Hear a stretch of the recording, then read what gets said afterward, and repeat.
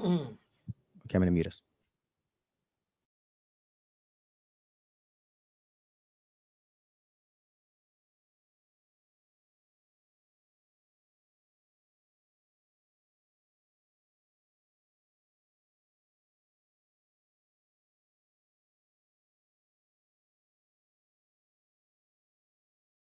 Season 2 of the Pat and JT podcast.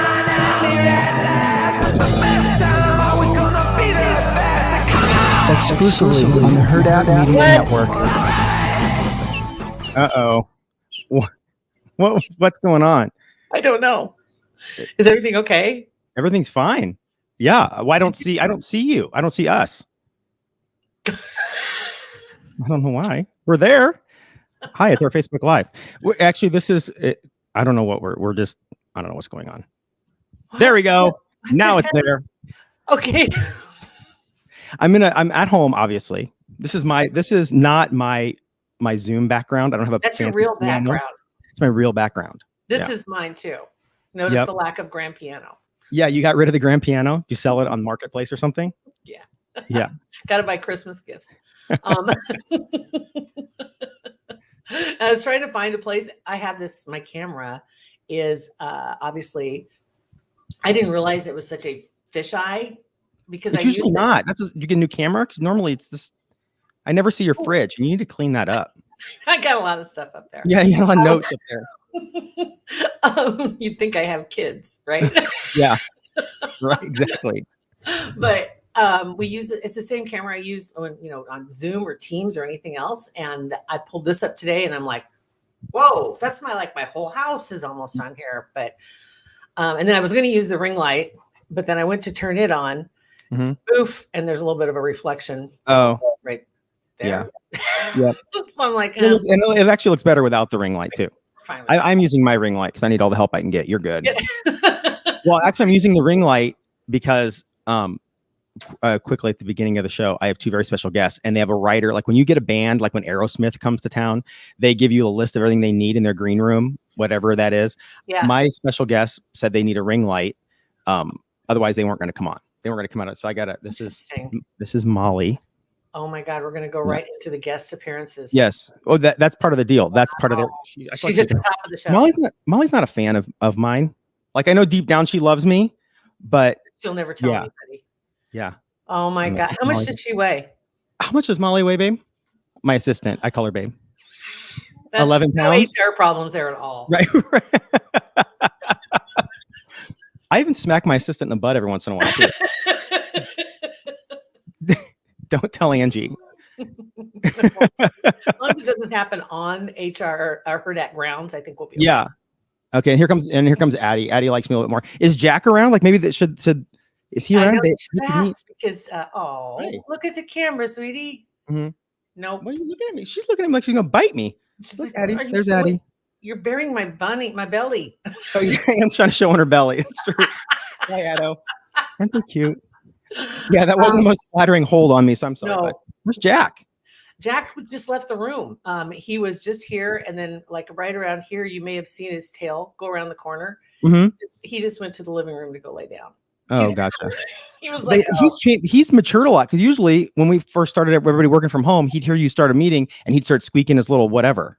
Yeah, this is kind of a slow roll, but a recent development.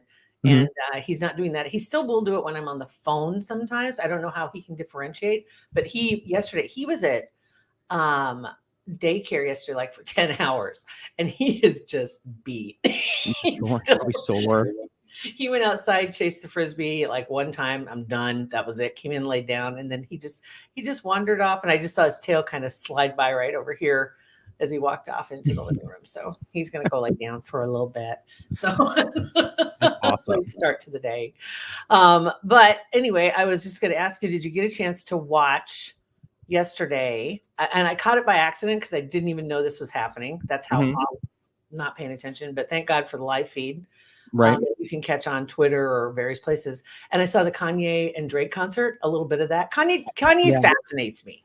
First of all, I didn't even know what was happening. I mean, but then this morning woke up and Hollywood Raw, one of the podcasts we have is if you don't follow them on TikTok or Instagram, you need to, because we're putting some stuff out about that this morning.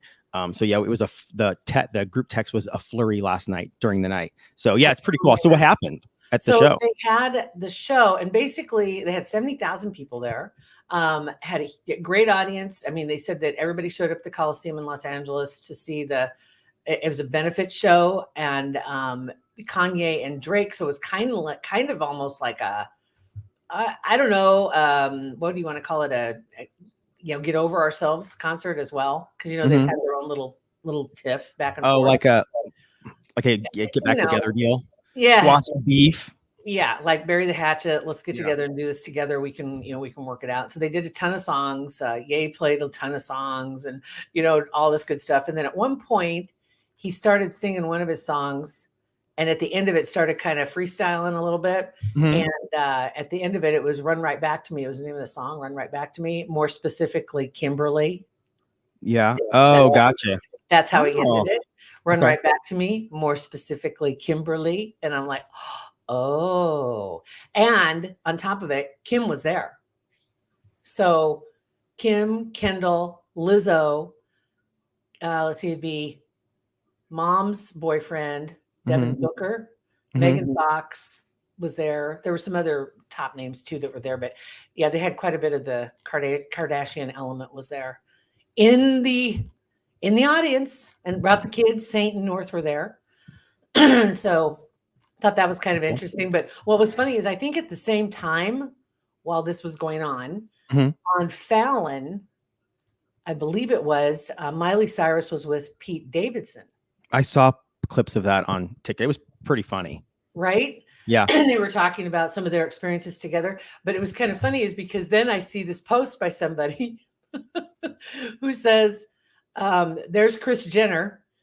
After successfully distracting Kylie Jenner from Astro World with Pete Davidson and Kim, nailing it in the coffin with Tristan cheating on Khloe again, the only way she could help. And I'm like, it is just one distraction after another. Astro World happens, then Kim and Pete show up. It's just like, okay, we got to get the focus off, Astro World and off of Kylie. And so we'll get over here. And then, and then the whole Tristan story, I didn't even know about Tristan cheating again on Khloe. For the second time or the third? Yeah. Oh, yeah. So, did you know that Tristan cheated on Khloe again? Oh, yeah. That's not something. She needs to make notes for you. I know. I know. She knows everything. So I thought, okay, that's crazy, because then, so he's over, Pete Davidson is on right now, at the same time that Kim's doing this. And then what did somebody else I love how everything is a conspiracy to you. Oh, everything is. Every single thing, nothing can just happen. Everything is a distraction or a wagging the tail situation. Everything's orchestrated. Tell me, Kim, do you think Kim Kardashian's mama does anything without a plan? No. No, you're right. You're right. 100%. There is Pete Davidson he had one of his stories he told last night was really funny. The first time he ever smoked weed ever in his life, he was like 17. I'm surprised he can remember. I'm sorry. Well, and it could be a made up story, but it's a great story. First time ever he tried it, he got busted. The police busted him. First time ever. And he was with a buddy. They were skipping school and he was with a buddy. And as soon as the cops came, his buddy took off. But Pete's like, I'm not going to run. I'm not going to run. He was just like, and then he stopped and he told Jimmy, he's like, listen, I'm going to tell every kid listening how to get out of getting busted when you're using drugs. And Jimmy's like, oh my God, are you kidding me? It was funny. Because he was honest with the cops. He's just like, listen, I'm smoking weed. I'm skipping school. I'm a bad guy today. And they're like, okay, well, we're going to go get your buddy, put him in jail, but you can go back to class. Wow. He didn't get busted. Yeah. Usually it's not the crime. It's the cover up. Mm-hmm. Every time. Well, okay, let's take a look at Jussie. Yeah. Right. Had the verdict come down and he was guilty on 5 of 6 counts. Ooh, okay, I didn't know that. What? It came down last night. Jussie Smollett was convicted of 5 of 6 counts. Disorderly conduct charges granted. Telling a police officer he was a hate crime victim, telling an officer he was a battery victim, telling a detective he was a hate crime victim, telling a detective he was a battery victim, telling a detective again he was a battery victim, and then not guilty on the 6th charge, telling a second detective he was an aggravated battery victim. So wow, regardless, 5 of 6. And from what I understand, he could serve some time. And a lot of people are really like wanting that to happen because the fine is like $25,000. Yeah, well, and the city spent so much time investigating it, man hours, and it's like there are people out there that are actual victims of crimes like that, and it just kind of, yeah. I'm glad that he was found guilty. That the jury found 3,000 hours, I think, of one detective in particular investigating this and looking into it, and then lying on the stand. I mean, it was it was insane, just flat out lying on the stand. And I like some people have said, they had to wonder when the jury went back for deliberations, which they were in deliberations for about 7 hours total. But then the reason why, somebody said, why, that seems like way too long considering, because it was just such so obvious when he was testifying. But they said, well, they had to go through all 6 counts individually and then discuss each of the counts, then see where the room was, and then just, make their decisions. And so they had to go through all 6. And obviously that 6th count they couldn't agree on. And so it was not guilty. But so it took about 7 hours to do that. But they said, I just can't imagine that they all didn't get in the room in the minute they shut the door. Everybody just busted out laughing. Right. Like, what are we right? supposed to do with this? Someone claims a monopoly and pretend we're deliberating because the evidence is overwhelming. So there has been a little bit of backlash, not a lot. A lot of the people that were really adamant in his corner when this first came down almost 3 years ago, you haven't seen anybody blocking it back. Yeah. And you have had some groups coming forward and saying, like you said, we don't need this. We don't need this fake reporting, and not just fake reporting, but they actually orchestrated it and choreographed it, Yeah. And not very well. No, I mean, if you're going to, an excuse for anything is never, I left to go to Walgreens at 2 a.m. to get eggs. That's never, like, that won't get you out of anything. It just it's ridiculous that way. Nothing works that way. Yeah. So then some of the reports coming out too now saying that, of course they always say this, but we'll wait and see, because some say that he'll never work in Hollywood again, blah, blah, blah. But who knows? Second chances come around. They just seems like the ones that most obviously shouldn't get a second chance, or they damage their reputation so much. They come back around eventually. People forget in 2 years he'll probably be on whatever, some Netflix show or something. He'll show up somewhere and people will watch because they'll want to see him. They'll be curious because of the scandal of what he did, even though I think, because we recall that when this went down, he was in contract negotiations at Empire for that TV show. Right. And he was trying, I think he was, they believe the story was going around that he was trying to kind of get a sympathy vote to secure that contract so he would be locked in. And that's really sad, because that show was really good. Yeah. And then it tanked the show. Right. I mean, talk about getting sympathy. Like, when I want attention, I pretend I don't feel well. You know what I mean? Like, I have a sore throat. Like, do that. Go in, like, get a fake cast, something. But this is like craziness. You know what he'd do? He'd take it to the next level, and he'd do one of those, you've seen them before, the GoFundMe's for the person that claims they've got XYZ disease, and then come to find out they don't have the disease, and they took everybody's money and they scammed them. You know what I mean? It's like he couldn't just do it that much. He'd have to go full hog, right? All the way. Yeah. And then, have you been watching the reboot of Sex and the City? No, I don't. Is that on HBO? Have you been watching, babe? Have you been watching the reboot of Sex and the City? Oh, she wants to, but it's HBO. Yeah. Well, apparently, spoiler alert. I don't think that I can really. Well, it might be. This might be a spoiler alert, but it's on TMZ. So here we go. Anyway, Big. Yeah. Died, apparently. But it's not so much. Yes. Oh, okay. I'm not going to tell. Yeah, I won't tell. You can't listen to this episode, baby. But the headline on TMZ is about Big's death from Sex and the City, causing huge uproar because of how he died. He died on his Peloton bike, and Peloton. That explains all the Peloton bike things I've been seeing on Twitter and Facebook this morning. I didn't know what that meant. I didn't either. What? But apparently HBO got the Peloton bike on their own. Peloton was aware that a bike was going to be used in the episode, and that one of their actual Peloton instructors was going to be playing a fictional Peloton instructor on the show. But apparently nobody asked to see the script. They didn't realize that he was going to die on the bike. And so he dies on the bike in the stock. I don't know if I'd be mad if I was Peloton. Would I be mad if I was Peloton or not? The stock crashed 11%. Oh, it'll come back. Oh my gosh. Because everybody's like, 11%. He died on the bike. You know, it's like, okay, remember in House of Cards when Kevin Spacey, President Underwood, would go down on his rower and row on that thing like crazy. That I used to, you know, when I'd watch it, I'd be like, dude, you know, it's like. Is that when you got a rower? I did. The same one. Did you? The same one? That's hilarious. I have the Underwood in the basement. But anyway.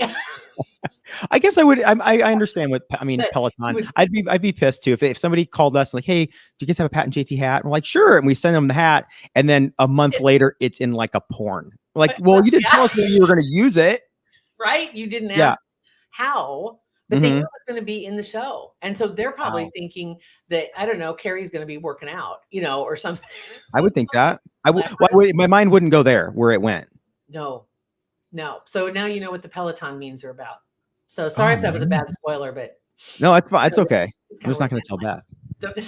You're right. Huh? But yeah, the whole Kevin Spacey thing.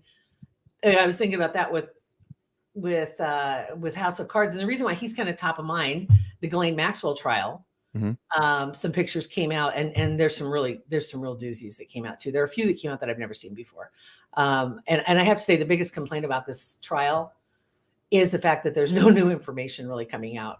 It's like they're going through the stuff that if you've been following this case at all, and you don't even have to be nuts following it. Yeah. like really watching it, you've probably seen everything that's been brought up in this trial because they've squashed everything else. They redacted the little black book to the point of ridiculousness. All the names that have been brought up are names everybody already had heard. It wasn't any big surprise, any of the stuff that's coming up. It's like, sadly, it's being called a cover up. And sadly, on another level, even if she is convicted, none of the men or Ghislaine, actually, I mean, for that part, as far as assaulting those girls, they aren't going to be held accountable. It's not going to happen.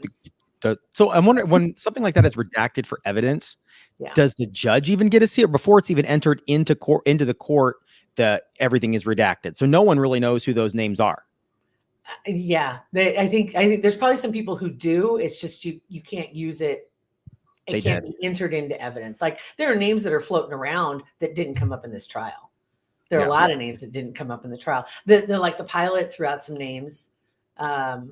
And the housekeeper threw out some names, but there were maybe a handful that hadn't made it into the main press before. But the Kevin Spacey connection is because one of the pictures was taken at the Queen of England's Balmoral estate, and Ghislaine and Kevin Spacey were sitting in the Queen and Philip's like high and mighty, tall king and queen chairs, and they were holding hands. They were sitting like they were just sitting in these large velveteen, wing back, like queen looking chairs. And they were sitting in these chairs together at a party that they were at the estate, Prince Andrew.